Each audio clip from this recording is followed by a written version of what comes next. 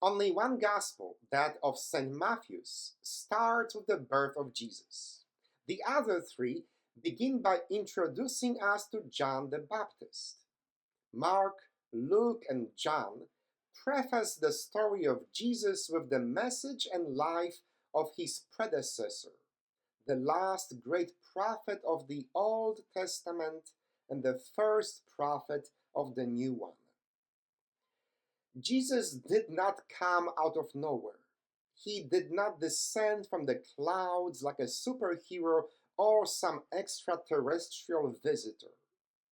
Before God sent God's only begotten Son, God sent countless messengers and sages. And in the fullness of time, God sent us John the Baptist to prepare the way of the Lord, to make straight our crooked paths. I would even dare to say that we cannot fully understand Jesus without knowing and hearing the message of John the Baptist. As a matter of fact, I believe that none of us can be truly understood without knowing who came before us.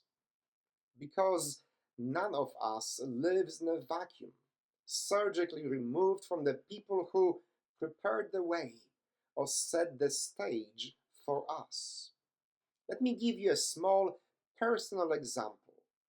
My life and my ministry cannot be fully understood without knowing my context, without at least having a glimpse at all the John the Baptists in my life.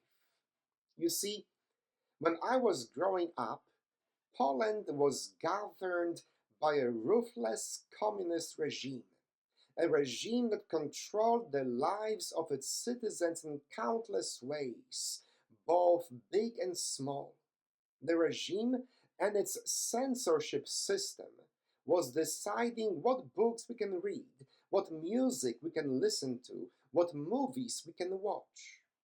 The regime was in charge of our economy, our politics, and even our social life.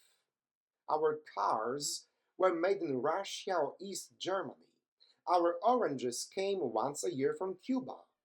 Our flannel bed sheets were made by our comrades from North Korea. That terrible regime was oppressive and omnipresent, with one exception. There were many courageous priests in Poland of the 1980s who would create little spaces of freedom in their local churches. These churches would distribute forbidden books and underground newspapers. These priests would organize clandestine showings of forbidden movies and theater plays. They were allowing us to gather together and experience a tiny bit of freedom. They were creating a little oasis in the vast desert of an oppressive regime. Many of them were persecuted, arrested, some even lost their lives. But they were my heroes. They inspired me to become a pastor, to carry on their legacy of creating spaces of freedom and inclusion. They were my John the Baptists, and my story would be impossible without their witness. Sir Isaac Newton, in a letter he sent to a rival scientist discussing credit for his work, wrote, "If I have seen further, it is by standing on the shoulders of giants."